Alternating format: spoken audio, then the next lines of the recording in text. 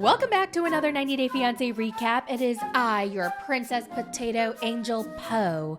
I want to talk about Mark and Mina in OG 90 Day Fiancé season 11, episode 3. Here we go. By the way, did you guys know that I have a second channel? It's called Poizzle, Poizzle. Mina and Mark wake up in bed together and Maria's just chilling in the bed. I mean, I have to admit, she is one of the cutest babies that I've ever seen. She's adorable. Now, Mina wants to call Clayton, her son, that she left in France.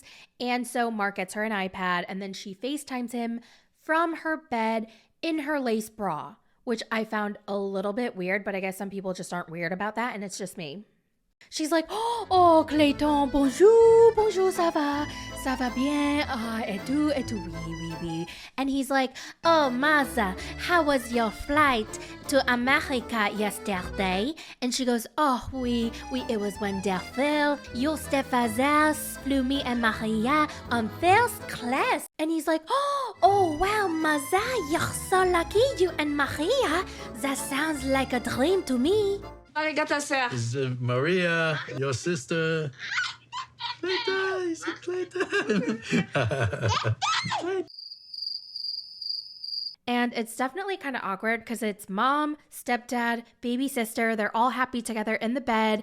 And then Clayton is over there in another country. And I just felt really bad. He looked quite sad. And then Mina goes, you said yesterday you looked very sad. Yeah, no shit, Sherlock, he's sad. He feels all alone and he feels like he's been left behind and that you chose his baby sister. He goes, Mama, why is my passport taking so long? And she's like, je suis très désolée. We are trying our best. And then they say they're gonna get him here as soon as possible and then they hang up and then she's crying. She's so sad. Now, I don't know why his passport didn't come in time.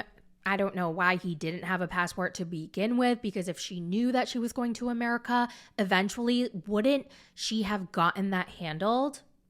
I don't know. But again, maybe there's something that we don't know. Maybe she didn't realize that it expired. Maybe she thought that it was valid, but then when it came time to, doing all the moving process, she realized, oh my God, I can't believe it expired. I don't know what I can do. You can't go back right now because then you can't come. If you go back, you can't come back. It's a one-time entry, so I don't know what else we can do, So the next morning, Mina's trying to make breakfast, but there's nothing to eat. There's nothing in the fridge except for hot dogs and bread and some bacon. There's also nothing for the kid. There's nothing, like no kid utensils, no diapers, no plates, bibs. Like there's nothing for the kid. He put one baby gate up and that's it. And so Mina's like, Mark, you didn't get anything from Maria? And he's like, oh, sorry, I haven't raised a kid in 20 years. I forgot. Bro, what the fork? What do you mean you forgot? The fuck? He didn't even get diapers or baby wipes. That's the bare minimum. I mean, you could have gotten snacks or something. I don't know, like anything? He didn't do any grocery shopping either. He didn't stock the fridge or the pantry. I mean, again, these are the bare minimum things that he could have done. So he drives out to a gas station convenience store and there's nothing that they need there because, hello, it's a gas station convenience store. But fortunately, she finds a little small thing of diapers. She's like, Mark, do they sell lamb chops here? And Mark goes, oh, maybe they have some in the fridge in the back. Mark, come on, bro. You know they don't have that there.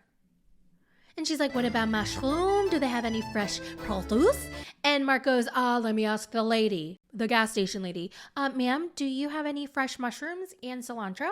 And she's like, no, we don't have that here. No, sorry. And he's like, oh, shucks. Honestly, I think this was a troll. I think producers went to Mark and was like, hey, take her to this place so that we can troll her and we can get this really cutesy, funny scene for the show. And he was like, oh, okay, yeah, that'll be fun. I gotta say, though, it was really funny when they were driving and Mina saw a sign that said Massachusetts and she was like, Massachusetts? Massachusetts? Massachusetts? And he's like, what? And she's like, Massachusetts. And he's like, huh? And she's like, Massachusetts. Massachusetts. Massachusetts. Massachusetts. Oh, you mean Manchester. No, Mark, Massachusetts. Oh, Massachusetts.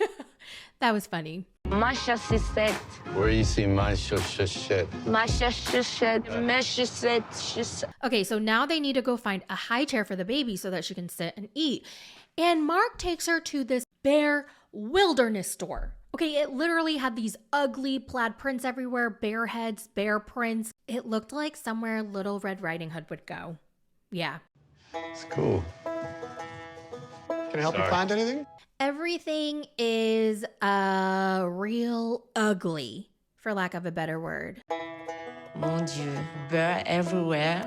C'est étrange. Everything in here has a bear on it. Yeah, the bear home. At night, they put Maria to bed, and Mark and Mina spend some alone time in the hot tub. Oh la la. They drink champagne in plastic cups. He's like, ugh, isn't New Hampshire so beautiful? It's so quiet, it's calm, it's zen, we're in nature. Do you hear the bears? Do you hear the insects? It's so amazing. And she's like, no. Mark then tells her that he can't wait for Mina to see his daughter again so that they can reconnect. And he's like, you know, you're her stepmom now, remember? Even though she's only 7 years younger than you. Aren't you excited to get along with your 7-year younger stepdaughter?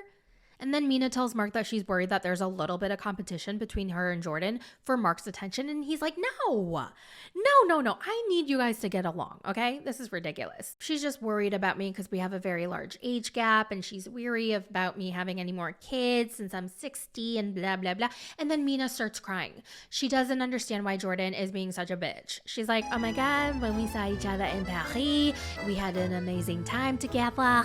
For me, Jordan is a hypocrite because in Paris, she dancing with me. I have a photo with Jordan. She smile and they talk to the father. He don't like this. Why he don't talk to me direct? So she's confused as to why Jordan suddenly has a problem with her and why she won't talk to her directly, and she just keeps talking about her behind her back. And then this is where Mina made a mistake because she tells Mark that Jordan's a snake. And then Mark shuts that down. He's like, no.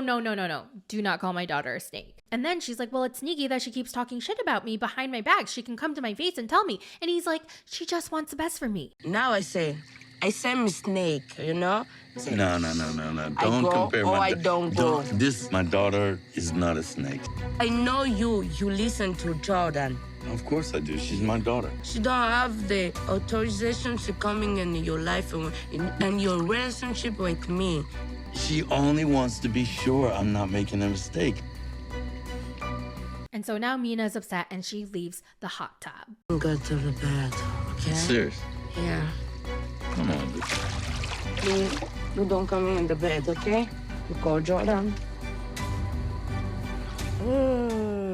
Okay. First of all, I have to respect Mark for standing up for his daughter. I think that was great. He had his daughter's back. He was like, she is not a snake. No, she just wants what's best for me. And then for Mina to be like, yeah, but she doesn't have an authority to come into your life and say this and that. And like, okay, I get it.